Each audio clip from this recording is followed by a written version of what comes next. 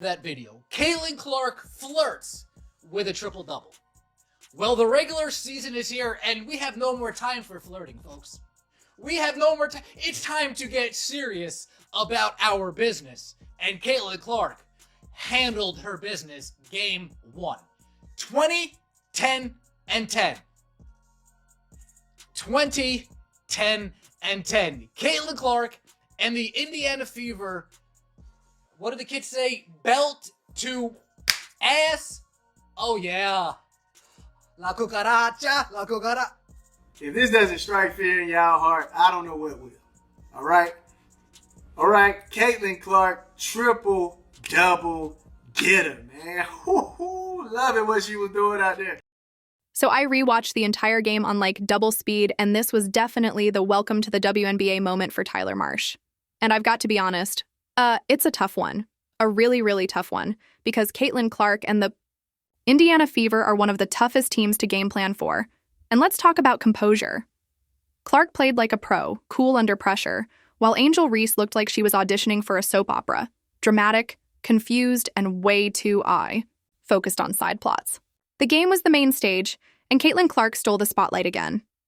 But hey, maybe Angel Reese can take solace in knowing she gave Caitlin Clark one of her easiest triple-doubles to date. That counts for something, right? Actually, no, it doesn't. Because there's only one headline that matters. Caitlin Clark fights back and silences Angel Reese. And Reese couldn't handle it. Everything else? Just noise, empty gestures, hollow confrontations. Maybe next time, instead of bringing a grudge to the game, bring a strategy. Or at the very least, bring a plan to defend a basic pick and roll. Because if you're going to play the villain, you better win the damn game. Otherwise, you're just another subplot in Caitlin Clark's highlight reel. Yeah, Caitlin and Aaliyah, can you kind of go through the little issue there, what happened when you got the flagrant, Aaliyah, you got a technical? What kind of happened there? If you know the tech? I know. Wait, what? I know the tech? Oh, First of no! I know. Let's not make it anything that it's not. It was just a good play on the basketball. I'm not sure what the refs saw to upgrade it, and that's up to their discretion after watching the initial whatever happened during the play and then whatever happened after. We watch a lot of basketball. It's a take foul to put them at the free throw line or rather give up 2 points. I've watched a lot of basketball in my life. That's exactly what it was. I wasn't trying to. Listen, the Indiana Fever just completely decimated the Chicago Sky. Caitlin Clark owned Angel Reese for the second time in a row. She ruined Angel Reese's Barbie night, and she ruined Angel Reese's season opening. Now I'm talking about Caitlin Clark came out looking like an MVP/Defensive Player of the Year candidate. A lot of people call me crazy, but it is what it is. I'm pushing that envelope this season. Caitlin Clark just dropped a triple-double, humiliated the Chicago Sky by nearly doubling their score, and casually shattered Angel Reese's ego like a cheap pair of sunglasses. One technical foul later, and Reese was out there throwing tantrums, like someone stole her Lunchable. Did Clark break the game and Reese's patience in a single play? Oh, you bet. This wasn't just a game. It was a public service announcement. Don't poke the Clark. Stick around. This drama is hotter than a WNBA scoreboard meltdown. Bro, Caitlin Clark and the Indiana Fever just beat the brakes off of Angel Reese and the Chicago Sky for the season opener. I mean, they beat them by 30-plus points. And not to mention, Caitlin Clark got her third career triple-double. First game of the 2025 WNBA season, and she gets a triple-double. The Indiana Fever are already looking better than last season. Oh, the irony. For all the trash talk, dramatics, and head-flipping hair tosses, it turns out that when you poke the bear, and by bear we mean Caitlin Clark with a basketball in her hand and a score to settle, you'd better come prepared with more than TikTok dances and vague Twitter shade. This time, Angel Reese wasn't just silenced. She was completely smothered by her own drama, as Caitlin Clark and the Indiana Fever casually mopped the hardwood with the Chicago Sky like they were cleaning up spilled Gatorade. Final score, 93-58. And no, that's not a typo. That's a full-blown basketball crime scene. Wow, I didn't think this was going to happen. I thought, this one's going to be a battle. This was going to be a battle, the Sky looked really good in preseason and all. And I mean, for the likes of Kia Nurse, it's really easy to shoot in preseason, I guess, for Kia Nurse. Normally they call Kia Nurse the greatest May shooter of all time. This was a beat. Let's rewind to what really happened. The Indiana Fever showed up like they'd been sipping straight espresso shots for a week, while the sky looked like they'd accidentally wandered into the wrong gym. And at the heart of the spectacle, Caitlin. I don't need your observation, Clark, who clearly decided she was done being the polite Midwest prodigy and was ready to collect souls. One crossover, one assist, one three-pointer at a By the time. way, Caitlin Clark, a triple-double. 20 points, 10 assists, 10 rebounds. The Indiana Fever absolutely demolished the Chicago Sky. Final score 93-58. This was, Yolanda, yes. Horrible game, flat out embarrassing. Yes, for the Chicago Sky, absolutely. This was terrible. Absolutely. This was terrible. Not terrible. This was a terrible game for the Chicago Sky. Horrible. Horrible basketball that we witnessed. But while we saw terrible basketball on one side, we saw a very, very good team that's not even at their ceiling yet in the Indiana Fever. Yes, that's right. Instead of, say, playing defense, or maybe not being down by, 35 points, Angel Reese opted for the high road of tantrums and finger-pointing after a tactical foul by Clark. The kind of smart, gritty play that actual athletes recognize sent Angel spiraling so far off course you could practically hear her agent whispering, "Just smile and wave, Angel. Smile and wave." But no, Angel chose violence. Or at least what she thought was a statement. Spoiler, the only statement anyone heard was, "Wow, Caitlin Clark lives rent-free in this girl's head." Now let's talk about the so-called confrontation. Picture it, Angel Reese, full of righteous indignation, stomping over like someone just insulted her playlist, trying to channel vintage 90s NBA beef, except without the credentials, the stats, or the wins. Meanwhile, Caitlin Clark barely blinked. Honestly, she looked more annoyed that Angel interrupted her jog back to the bench. Cap finna be uglier than Asia Banks. Now, this is the play right here that everybody is talking about. Watch Caitlin Clark. She want all the smoke. Watch this. Watch this. One more time. One more time. You knew that Caitlin Clark was going to come in and take that foul. Caitlin Clark ain't playing. Wide Look at open. this You knew injury. that Caitlin Clark was going to come in and take that foul. Oh my God, that's Wide open. And let's be honest here. If you're going to throw shade, maybe don't do it while trailing by a margin usually reserved for early season college blowouts. This wasn't just a loss, it was a televised implosion, and right in the middle of it all, Caitlin Clark still managed to look like the only adult in the building, while Angel Reese was out there performing emotional slam poetry in real time. What really lit the match? Caitlin's tactical foul. Clark's basketball IQ is so high it probably qualifies for Mensa. She saw an opening and made the kind of foul that screams, "I actually understand strategy," and suddenly the earth tilted off its axis, at least if you were Angel Reese, whose grip on composure is apparently slipperier than a greased pig at a county fair. Angel didn't just react, she overreacted, like someone had spoiled the ending of her favorite show. The drama, the gesturing, the stomping, if theatrics, were a stat, she'd have been the league MVP right then and there. Honestly, it was almost impressive how many emotions she managed to cycle through in 30 seconds. Anger, confusion, denial, mild theatrical rage. It was basically a WNBA remake of a soap opera no one asked. Go against the Chicago Sky, and it was the worst nightmare that the Chicago Sky and Angel Reese could have possibly imagined. Angel Reese, boy, she's ate up with class, is she not? Wow. Wow. Standard operating procedure foul. ESPN, your anti-Caitlin Clark agenda on full display. Going on and on about how that needs to be a flagrant foul. He didn't say a word about a flagrant foul prior to going to break. Meanwhile, Caitlin Clark? She just kept bawling, triple-double style.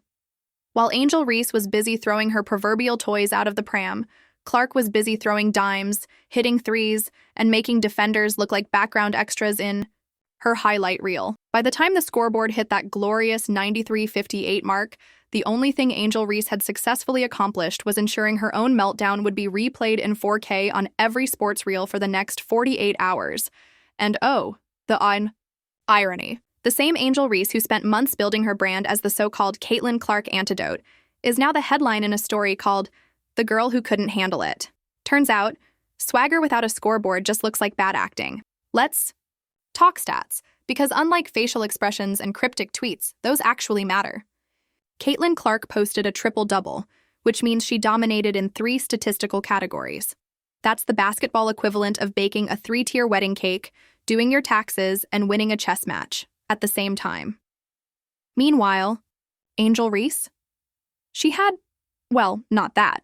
What she had was a front-row seat to one of the most humiliating beatdowns her team has suffered this season.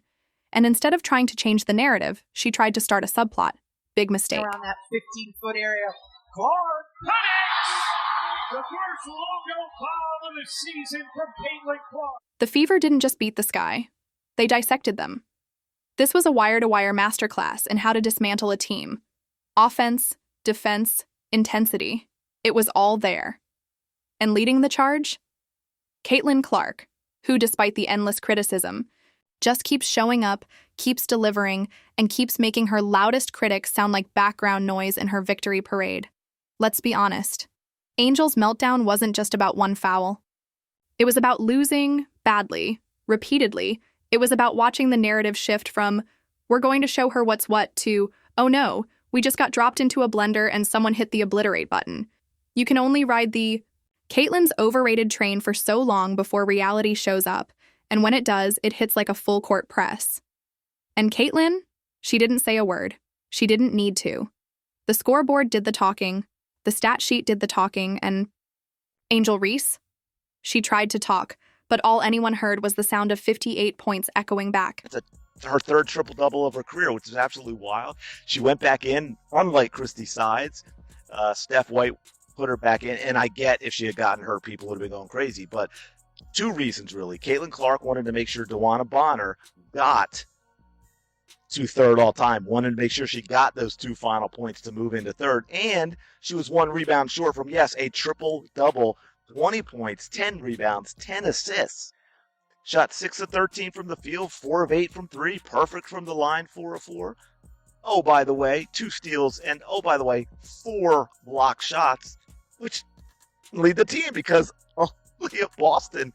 It's funny how this rivalry started with hand gestures and chirping, and now, at least for this chapter, it's ended with one player ascending to generational status and the other auditioning for a role in Real Housewives of Midcourt. Angel Reese came in with bravado and left with a bruised ego. Caitlin Clark came in with a game plan and walked away with another notch on her already absurdly stacked belt. Let's also take a moment to point out, for all the noise about Caitlin not being physical, gritty, or built for the W, she's out here making veteran players look like they're moving in slow motion. She's taking hits, dishing them out, making tactical fouls, and still walking off the court with a smile and a box score that looks like it was generated in NBA 2K.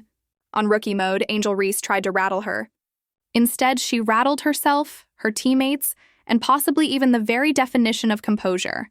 And we cannot forget that priceless moment during the confrontation, when Caitlin just kept moving. No retaliation, no dramatics.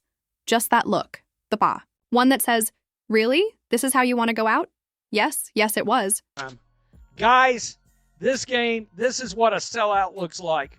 17,274 fans, and it was fully sold out. It was packed. This game was not close, folks. 93-58. And my God, by the way, Dave Portnoy won $350,000. He placed a $25,000 bet on a Caitlin Clark triple-double right before tip-off, and he won $350,000. What's even more amusing is how Reese fans are now furiously rewriting the narrative on social media. Suddenly it's about protecting Black women, or fighting for respect, or whatever today's version of deflectomania looks like. But here's the truth. You can't play the villain and then get mad when people boo. You can't talk trash, mock, antagonize, and then cry foul when the person you targeted shows up and outperforms you so thoroughly that your own coach probably needed a juice box and a time. Now, Caitlin Clark's triple-double won't just be remembered as a statistical achievement. It'll be immortalized as the moment the so-called rivalry turned into a one-sided dubbing. Because let's be honest, rivalries require competition. And what we saw? That was anything but competitive. What we saw was Caitlin Clark eating Angel. Reese's lunch, dinner, and emotional support snacks, and yet, there's something almost poetic about it. The girl they all said couldn't handle it just outplayed, outsmarted, and outclassed the one who's been screaming, "I am it," from the rooftops. While Angel Reese is making headlines for post-game theatrics and locker room sulking, Caitlin Clark is making history. I'm no mathematician. 35 points, nasty work. Nasty. Back-to-back quarters with 13 points. Couldn't even get a quarter over 18 points. Oh, Chicago Sky, I had you overrated. Oh, how I overestimated what I would see from the Chicago Sky. The Indiana Fever took care of business today. We wanted to open out the season, start off the season, letting everybody know this is a new team. And we have one goal. Did we play our best game today? I would say we didn't. The fact that we didn't play our best game and we still destroyed the Chicago Sky, gotta feel good about it. So next time Angel Reese wants to confront someone, maybe she should start with the scoreboard, or better yet, her own stat line. Because while she's out there playing WWE with post-game interviews and sideline drama, Caitlin Clark is busy, writing stat sheet poetry and casually stacking triple doubles like it's a Tuesday morning shoot. Let's be real. Reese may talk a big game, but if you're going to dish out the drama, you better show up with something other than 4 fouls and a box score that reads like a disappearing act. Now, let's not pretend Reese didn't show up physically. She was there, no doubt. Emotionally, spiritually, mentally, not so much. She seemed way more focused on flexing for the cameras than flexing her defensive skills, which ranged somewhere between non-existent and actively helping Caitlin Clark. Because Clark didn't just have a good game, she had a clinic. She walked, in like a surgeon, dissecting every defensive rotation Angel Reese and her team forgot to practice. The pick and roll? A horror film. Help defense? More like hide and seek. And yeah, they were losing. She went 6 for 13, 4 for 8, shot brilliantly from the floor. Brilliantly. Started slow a little bit, but picked it up and looked phenomenal. 4 for 4 from the free throw line. While Angel Reese was out there trying to play the enforcer, Caitlin Clark was busy carving up the defense with the grace of a concert pianist. Smooth, precise, relentless. Angel Reese didn't get confronted by Caitlin Clark. She got exposed on both ends of the court. And the worst part? It's not even shocking anymore. Clark keeps showing up like the final boss in a video game. Every time Reese tries to play the hero, she ends up rage quitting by the third quarter. It's almost poetic. Angel Reese, the self-proclaimed queen of the clapback, got outplayed, outclassed, and outfought by the very player she's been trying to troll since the 2023 NCAA tournament. Caitlin Clark didn't need to say a word. She let her jumper do the talking, and oh boy, it gave a TED Talk. The stat sheet doesn't lie. Triple-double. Meanwhile, Reese was left with a stat line that looked like a cold front. Nothing but zeros and missed opportunities. I rewatched the entire game on like double speed, and this was the welcome to the WNBA moment for Tyler Marsh.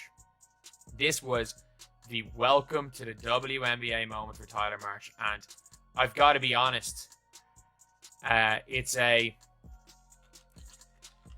tough one. It is a really, really tough one because Caitlin Clark and the Indiana Fever are in fact one of the tougher teams to game plan for. So I rewatched the entire game on like double speed, and this was definitely the welcome to the WNBA moment for Tyler Marsh. And I've got to be honest, it's a tough one. A really, really tough one, because Caitlin Clark and the Indiana Fever are one of the toughest teams to game plan for. And let's talk about composure. Clark played like a pro, cool under pressure, while Angel Reese looked like she was auditioning for a soap opera, dramatic, confused, and way too focused on side plots. The game was the main stage, and Caitlin Clark stole the spotlight again. But hey, maybe Angel Reese can take solace in knowing she gave Caitlin Clark one of her easiest triple-doubles to date. That counts for something, right? Actually, no, it doesn't. Because there's only one headline that matters. Caitlin Clark fights back and silences Angel Reese. And Reese couldn't handle it. Everything else? Just noise. Empty gestures. Hollow confrontations. Maybe next time, instead of bringing a grudge to the game, bring a strategy. Or at the very least, bring a plan to defend a basic pick and roll. Because if you're going to play the villain, you better win the damn game. Otherwise, you're just another subplot in Caitlin Clark's highlight reel.